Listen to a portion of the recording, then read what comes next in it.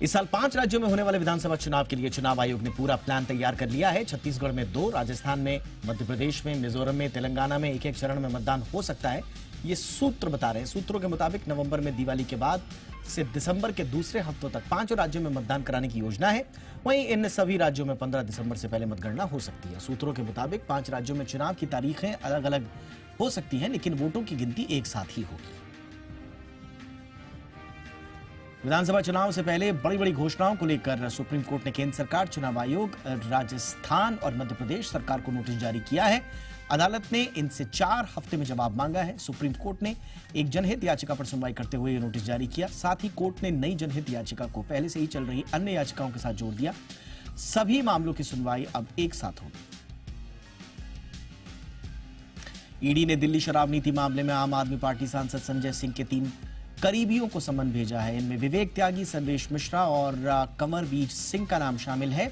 ED इन तीनों से संजय सिंह के सामने पूछताछ करेगी। ईडी के मुताबिक सर्वेश संजय सिंह के घर पर उनकी तरफ से 2 बार 2 करोड़ रुपए उन्होंने लिए थे। वहीं संजय के पर्सनल असिस्टेंट विजय त्यागी को आरोपी अमित अरोड़ा की कंपनी परालियाज हॉस्पिटैलिटी के कमर्शियल प्रॉफिट में हिस्सा ऑफर किया गया था। ईडी इन तीनों से क्राइम और इससे हुई पूरी आय का पता लगाने में सवाल जवाब करेगी। संजय सिंह फिलहाल 10 अक्टूबर तक ईडी की हिरासत में है। सुप्रीम कोर्ट ने बिहार के जातीय गणना के जारी आंकड़ों पर रोक लगाने से इनकार कर दिया है। कोर्ट ने कहा कि वो किसी राज्य सरकार के किसी काम पर रोक नहीं लगा सकते। सुप्रीम कोर्ट ने याचिका पर बिहार सरकार को नोटिस जारी किया और जनवरी 2024 तक इस पर जवाब मांगा है। 3 अक्टूबर को याचिकाकर्ता की ओर से सुप्रीम कोर्ट से जातीय आंकड़े जारी किए जाने के मामले में हस्तक्षेप की मांग की गई थी। इसे कोर्ट ने स्वीकार कर लिया। बिहार सरकार ने 2 अक्टूबर को जातीय गणना जारी की थी। गृह मंत्री अमित शाह ने आज वामपंथी उग्रवाद पर समीक्षा बैठक की। इस बैठक में उनके साथ केंद्रीय मंत्री नित्यानंद राय, अश्विनी चौबे, अर्जुन मुंडा और एनएसए अजीत डोभाल भी शामिल थे।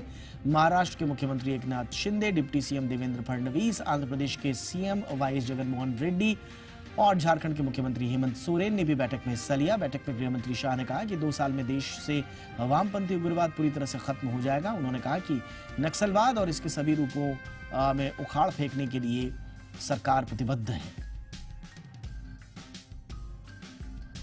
न्यूज क्लिक के एडिटर प्रवीर पुरकायस्थ और एचआर प्रमुख अमित चक्रवर्ती की याचिका पर दिल्ली हाईकोर्ट ने दिल्ली पुलिस को नोटिस जारी कर जवाब मांगा है। दोनों ने अपनी गिरफ्तारी के खिलाफ याचिका दायर की है। उन्होंने अपने खिलाफ यूएपीए के तहत दिल्ली पुलिस की एफआईआर को रद्द कराने की मांग की है।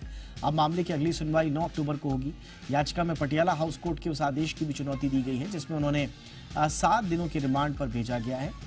इस मामले में सीनियर एडवोकेट कपिल सिब्बल ने दिल्ली हाईकोर्ट में अर्जेंट हियरिंग की अपील की थी। कनाडा ने भारत से अपने ज्यादातर राजनयिकों को वापस बुला लिया है। दोनों देशों के बीच खराब होते संबंधों के बीच भारत ने कनाडा को दिल्ली से अपने कुछ राजनयिकों को वापस बुलाने को कहा था। अब खबर यह आ रही है कि ज्यादातर राजनयिकों को कनाडा ने भारत से बुला लिया है।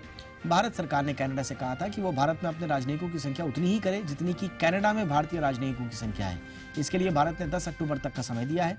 रिपोर्ट में बताया गया है कि भारत में काम करने वाले ज्यादातर कनाडाई राजनयिकों को मलेशिया और सिंगापुर भेज दिया गया है।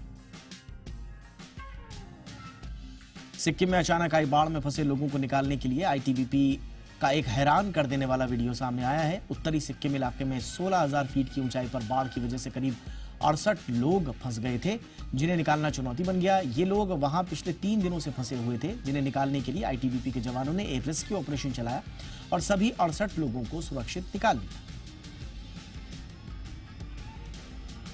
मुंबई के गोरेगांव इलाके में 6 मंजिला इमारत में भयानक आग लग गई। ये हादसा हुआ और उसके बाद 7 लोगों की मौत हो चुकी है।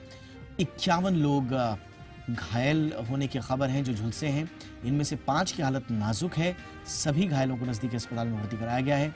जानकारी के मुताबिक बिल्डिंग में सुबह 3 बजे के करीब आग लगी। आग कितनी भीषण थी कि दमकल विभाग की 10 गाड़ियों ने आग पर जाकर काबू पाया। फिलहाल हादसे की वजह का पता नहीं चल पाया है। मुख्यमंत्री एकनाथ शिंदे ने हादसे पर शोक व्यक्त किया। मृतकों के परिवार वालों को 5-5 लाख की सहायता की घोषणा की। कर्नाटक से एक चौंकाने वाला मामला सामने आया है। राजधानी बेंगलुरु में पूरा बस स्टैंड ही चोरी हो गया। जी हां, बताया जा रहा है कि हफ्ता भर पहले ही यहां 10 लाख रुपए की लागत से बस स्टैंड बनाया गया था। अब वहां बस शेल्टर तक नहीं है। ये स्टील ढांचे समेत चोरी हो गए। पुलिस इस चोरी के मामले की जांच कर रही है। इस बीच राज्य के परिवहन मंत्री रामलिंगा रेड्डी ने कहा कि बेंगलुरु मेट्रोपॉलिटन ट्रांसपोर्ट कॉर्पोरेशन कोई बस स्टॉप नहीं बना रहा है, बल्कि वृहद बेंगलुरु महानगर पालिका इसका निर्माण कर रही है। साथ ही कहा कि वो इस मुद्दे पर कमिश्नर से बात करेंगे। चुनाव से पहले मुख्यमंत्री अशोक गहलोत ने बड़ी घोषणा की है। सीएम ने 3 और नए जिले बनाने का ऐलान किया है, जिसमें मालपुरा, सुजानगढ़ और कुचामन सिटी शामिल है। इनके जिला बनने के बाद प्रदेश में जिलों की संख्या 53 हो गई है। गहलोत ने इसकी जानकारी सोशल मीडिया पर देते हुए कहा कि जनता की मांग और उच्च स्तरीय समिति की अनुशंसा के लिए राजस्थान में 3 नए जिले और बनाए जाएंगे।